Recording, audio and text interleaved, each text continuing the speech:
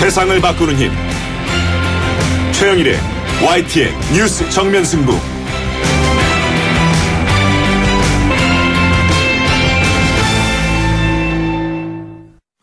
YTN 뉴스 FM 뉴스 정면 승부 3부 시작합니다. 자, 집권 여당인 새누리당의 소식도 좀 들어봐야 될 것 같아서요. 농림부 장관을 지내셨던 분이죠. 새누리당의 정운천 의원을 연결해서 이야기 나눠보겠습니다. 정 의원님, 안녕하십니까? 안녕하세요. 정운천입니다. 네. 자, 오늘 의총이 있었지 않습니까? 네네. 친박 의원들은 이제 불참했다고 전해졌는데 의원님은 참석하셨나요? 네, 물론 참석했습니다. 네. 거의 지난 한 달 동안 그 의총이 없어서 너무 네. 안타까웠고요. 그동안에 저희 초선원 46명이 6차 회의를 해서 그렇게 보완을 좀 했는데 네.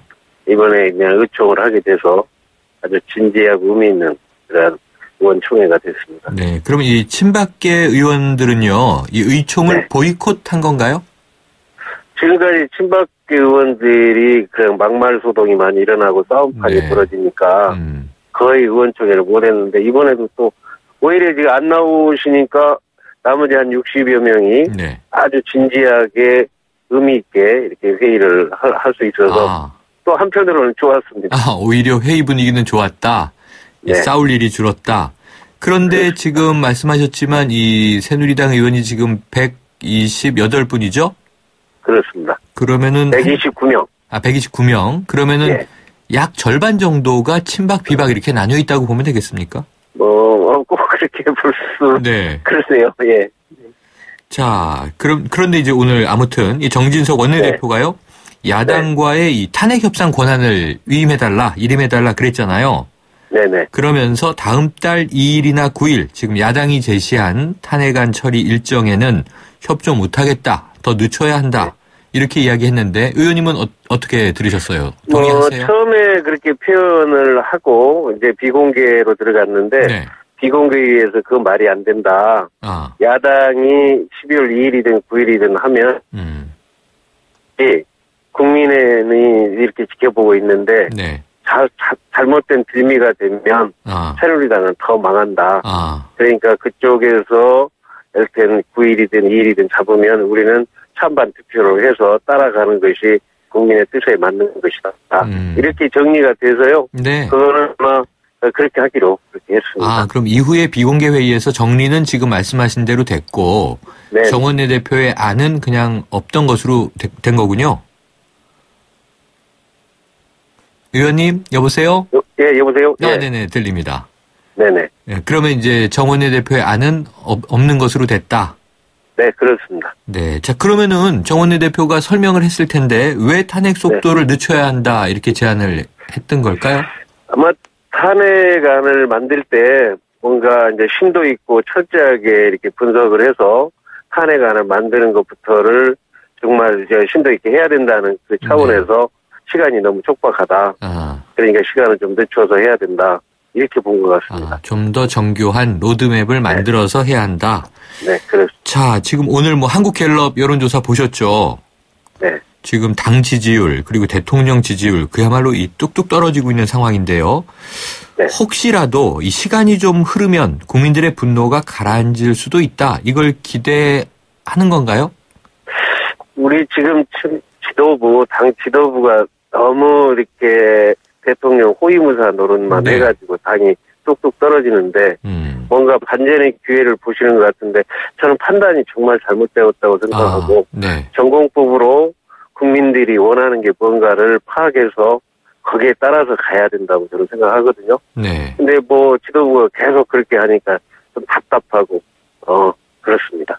네. 자, 지금 야당이 이 며칠 전 김무성 전 대표의 이제 기자회견에도 불구하고 일단은 이제 200명의 동의는 확실하다 이렇게 판단돼야 탄핵안을 밀어붙이지 않겠습니까? 그렇겠죠. 지금 이제 조금 어떨까를 가늠하고 있는 것 같은데요. 그러면 의원님 보시기에는 탄핵은 가결될 것으로 보세요? 국회에서? 지금 국민의 뜻을 국회의원이라면 현장에 가보면 국민의 뜻이 뭔가 확실하죠. 네. 만약에 탄핵이 통과가 안 되면 그 촛불 민심이 아마 여의도로 쫓아올 겁니다. 그래서 저는 국민의 뜻을 항상 받들어 보시는 게 국회의원들이기 때문에 네. 이건 당연히 통과될 거라고 저는 믿습니다. 네, 의원 그러면은 탄핵이 만에 하나 부결되면 국민들이 네. 국회를 오히려 탄핵할 것이다. 이렇게 보시는 거군요. 저는 그렇게 보고 있습니다. 예. 네, 그러면은 한 최소 40명 이상은 새누리당에서도 찬성표를 던질 것이다. 예, 제 판단할 때는 오늘 나오신 분들 정도까지는 되지 않겠나. 네. 왜냐하면 그분들은 국민들의 뜻을 아주 무겁게 받아들이고 지금 지켜보고 있다고 보거든요. 자, 조금 전에 현장에 나가보면 민심을 알 것이다 이런 말씀 하셨는데요.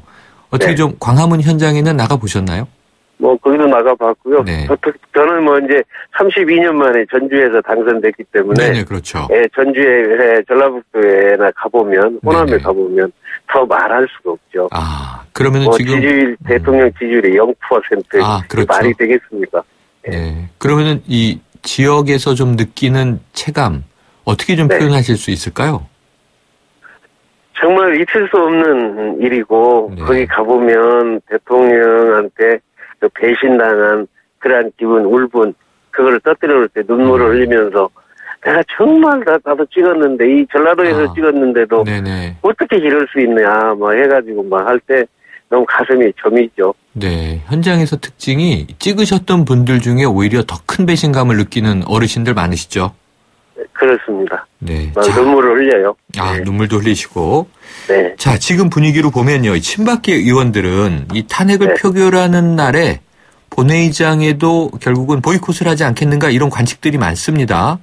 그러면 탄핵이 12월 초 언젠가 이루어진다면 결국 새누리당 분당 가능성 어떻게 보세요? 일단 지금 자유투표하는 방향으로 오늘 또 의원총회에서 결정을 했고요. 당론은 없고요. 아마 이제 그때 가면 아마 갈라치기가 확연하게 드러날 가능성이 있죠. 그래서 이제 우리 친박 지도부 또는 친박 관계되는 우리 국회의원들 전체가 다 그러한 걸 피하기 위한 노력들을 투표하기 전에 열심히 노력을 해야 된다고 봅니다. 노력을 안 한다면 이제 그때부터 갈라설 수도 있다고 이렇게 보죠. 네, 쉽게 보면 그냥 찬탄핵, 반탄핵 하면 이제 그게 결국 이제 친박 비박의 구분일 텐데 분당 가능성도 있다고 보시는군요. 예, 그렇습니다. 지금 현재 친박으로 우리가 앞으로 이 당을 끌고 가기에는 사실 무망하다는 생각을 갖고 있는 분들이 많지 않습니까? 무망하다. 예. 그러니까 건전한 보수의 세력을 다시 모아서 재생시키고 재활시킬 수 있는 그런 터전이 마련돼야 되는데 과연 새누리당 안에서 그게 만들 수 있을 것인가 하는 것을 의구심을 갖고 있는 분들이 많죠. 네. 그래서 이번에 이제 그러한 것이 확연하게 드러나는 것도 그렇게 나쁘지는 않다고 봅니다. 네, 이게 여당은 분당이 워낙 희소한 일이기 때문에 또 초유의 사태가 될 수 있는데요. 이 분당의 또 이 어떤 프로세스와 지금까지 우리가 보아온 이 과정들이 있지 않습니까? 역학이 존재하는데 결국 어느 쪽이 나갈 것이냐 이런 건데 지금 일단은 비박계가 벌써 탈당이 일부 있었어요. 원내원회. 의원님은 탈당에 대한 좀 이 심경은 어떠세요? 가져보셨나요? 그보다도요. 이번에 김무성 대표가 살신성인의 정신으로 후보 출마 불출마 선언을 했지 않습니까? 네. 이것이 잘 기폭제가 되리라고 생각을 해요. 자기가 자기 몸을 버리고 친보수의 세력을 한데 모아서 새로운 미래를 열겠다는 그러한 뜻을 갖고 있기 때문에 정말 그런 대로 새로운 어떤 희망의 출발점이 또 될 수 있지 않겠나 이렇게 보고 있습니다. 김무성 전 대표의 이 불출마 선언이 기폭제가 될 수 있다. 그러면은 그 세 가지인데요. 하나는 대선 불출마가 나왔고 탄핵을 우리가 주도해야 된다 이런 강한 발언이 나왔고 끝에 개헌이 나왔는데 개헌에 대해서는 필요하다고 찬성하시는 입장입니까?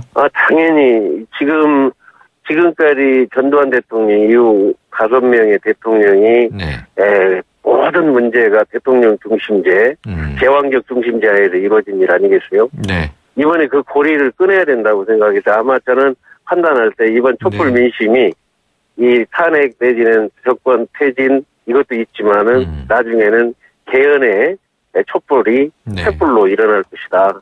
저는 그렇게 보고 있습니다. 개헌까지 그래서 필히 탄핵도 해야 되겠지만 개헌도 함께 해야 된다.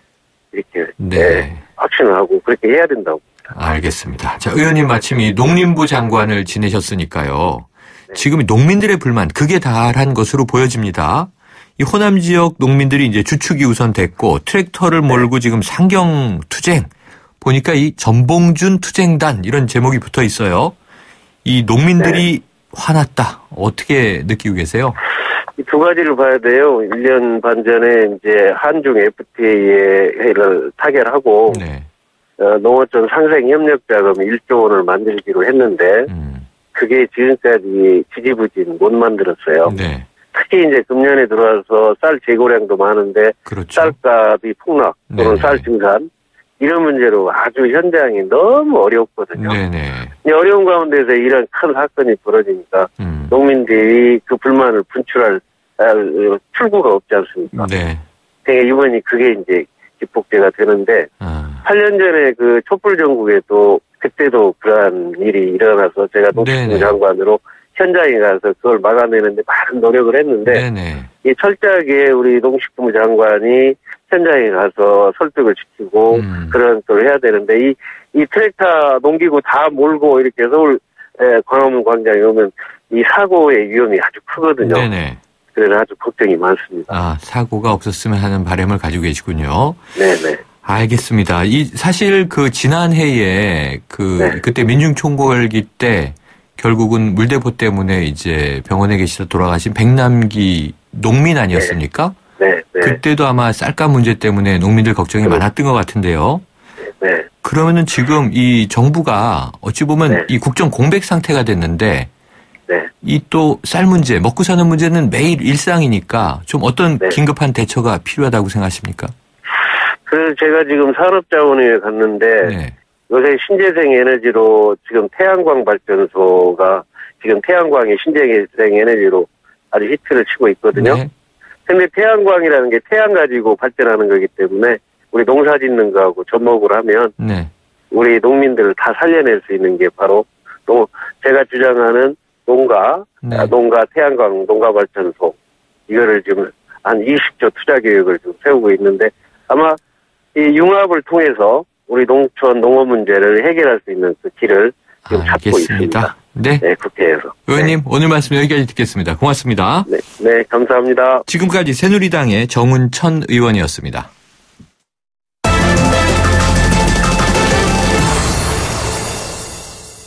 네, 이 조류 인플루엔자, 이른바 이 AI 바이러스라고 하죠. 전국적으로 빠르게 번지고 있습니다. 당장 이 농민 피해도 걱정이지만 이 바이러스 변이까지 확인되면서 이 사람에게도 감염되는 것 아닌가 불안감이 커지고 있는데요. 이 질병관리본부 인플루엔자 바이러스과의 김기순 과장 연결해서 얘기 들어보겠습니다. 자, 김 과장님 안녕하십니까? 네, 안녕하세요. 김기순입니다. 네, 자, 이 AI 확산이 꺾이지 않고 있는데요. 먼저 이제 지금이 주목되는 문제 H5N6, NON6이라고 해야 됩니까? 이 바이러스가 우리나라에선 처음 발견된 거라고 하던데요. 이 정체는 뭡니까? 이 H5N6라고 하는 바이러스는 국내 야생조류에서 처음 발견되고 일부 가뭄지에도 지금 확산이 되고 있는 상황입니다. 이 발생된 H5N6는 단어 그대로 H의 5번째의 유전자와 N의 6번째 유전자를 가진 조류율의 인플루엔자 바이러스입니다. 그래서 H와 N을 잠깐 말씀을 드리면 인플루엔자는 H라는 유전자는 16종류가 있고요. N이라는 유전자는 11종류가 있습니다. 그래서 이 두 유전자의 조합에 따라서 16개, 그 다음에 11개의 조합에 따라서 이론적으로 한 198개의 그 인플루엔자 형이 존재하게 되는 것입니다. 네네. 그렇군요. 두 개의 요소가 결합이 되는 거군요. 네. 네. 자, 그런데 이제 문제가 변이 가능성이 많이 나오는데요. 이 농림축산식품부에서 이 N5N6 바이러스의 유전자 변이를 확인한 상황이다. 이런 보도를 봤습니다. 질병관리본부는 어떻게 지금 파악하고 계신가요? 네, 맞습니다. 이 H5N6 바이러스는 진화를 계속 거듭하고 있는 바이러스이기 때문에 특이한 변이가 계속 나타나는 그 특성을 가지고 있습니다. 그래서 이 질병관리본부에서는 저희가 그 H5N6 바이러스가 물론 우리나라의 조류 집단에도 이제 발생을 했지만 그것이 사람한테 오지 않게 하기 위해서 여러 가지 그 분석과 그런 노력을 하고 있습니다. 그러면 이제 과거의 다른 바이러스보다 이 변이가 심하다. 지금 말씀하신 대로라면 이 병원성이나 전파력이 더 강하다. 이렇게 볼 수 있습니까? 그렇게 이제 일반론적으로 병원성이나 전파력이 변이하고 연결을 시켜서 말씀드리기는 힘들고요. 네. 다만 이제 H5N6는 그 H5N6 조류 바이러스 안에서 변이가 다른 바이러스보다 좀 쉽게 일어난다라고 할 수 있는데 네. 문제는 그 변이가 사람 감염에 영향을 주느냐 안 주느냐가 저희 입장에서는 되게 중요하거든요. 네네. 그래서 이제 그거를 조금 자세하게 설명을 드리면 네. 조류에서 사람으로 감염이 되려면 바이러스 입장에서는 중요한 몇 가지 변화가 갖춰져야 됩니다. 네네. 그래서 첫 번째로는 조류 집단에서 돌고 있는 바이러스가 사람 세포에 부착되는 기능을 가져야 되는데 네네. 아직 H5N6 바이러스는 그 기능이 바뀌었다는 보고가 없습니다. 네네. 예, 두 번째는 만약에 사람 친화적이지 않더라도 중국에서 16명의 환자가 발생 보고가 네네. 있으니까 이런 그 경우에는 조류 폐사체와 밀접한 접촉이라든지 지속적인 노출이라든지 이런 아주 우연히 사람 세포에 부착이 된 경우거든요. 네. 그 상황에서 이제 사람 세포 안에서 바이러스가 증식이 돼야 됩니다. 네네. 그런데 H5N6는 아직까지 사람 세포에서 증식하는 특징을 가지지는 못한 것으로 파악이 됩니다. 네네. 그리고 이제 또 이제 여러 가지 이제 요인들이 있지만 우연히 사람 몸속에 침입한 바이러스가 사람 면역 체계를 이제 회피하는 기능도 가져야 되고요. 네. 이런 복합적인 그런 그 요건들이 갖추어진 상황에서 이제 불행하게도 이제 사람이 16명이 중국에서 이제 감염된 상황이기 때문에 저희는 이 바이러스가 진화를 계속하고 있는 그런 상황에서 특이한 변이가 사람에게 위험을 줄 수 있는 특이한 변이가 나타나는지 계속 지금 예의주시하고 있는 상황입니다. 네, 예의주시가 필요할 것 같은데요. 지금 네. 말씀하신 대로 제가 이틀 전에는 중국에서 15명 감염, 6명 사망 이렇게 봤는데 또 감염자가 는 것 같은데요. 이틀 전에 한 명이 더 늘었습니다. 네네. 그런데 그 특수한 상황은 뭐 일반적이진 않습니까? 그 특수한 상황이라는 거는 정말 그냥 일반적으로 사람에게 전염된다라고 얘기할 수는 없는 건가요? 네, 일반적으로 인플루엔자 바이러스는 조류에서 원래 있었던 바이러스거든요. 네네. 그 바이러스가 이제 진화를 거듭하면서 사람에게 일부 나타나기는 했지만 그렇게 이런 그 사람에게 올 수 있는 요건이 이렇게 일반적으로 갖춰지진 않습니다. 네. 예, 그래서 지금 현재는 이 인플루엔자 바이러스 H5N6는 사람한테 감염될 가능성이 매우 낮다. 없다고는 낮다. 얘기할 수 없는 게 중국에서 어느 정도 보고가 있으니까. 네. 예, 그렇게 말씀드릴 수가 있습니다. 또 한 가지 걱정이 이게 충북, 전남, 경기 여러 지역에서 지금 퍼지고 있다는 얘기가 있어서요.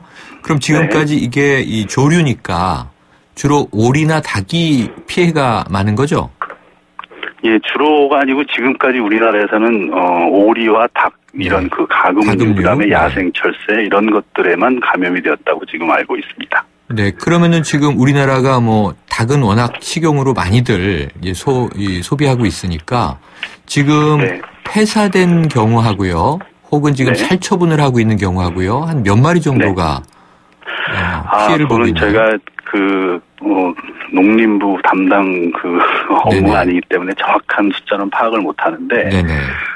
지금 그 가금류 농장에서 지금도 좀 많이 확산되는 그런 상황인 것 같아서 저희도 사람한테 감염이 될지를 이제 예의주시하고 있는 상황인데, 일단은 지금까지 연구된, 여러 가지 연구된 결과를 보면 사람한테 올 가능성은 매우 낮다고 할 수 있습니다. 아, 그럼 이 감염된 닭은 위험한 거죠?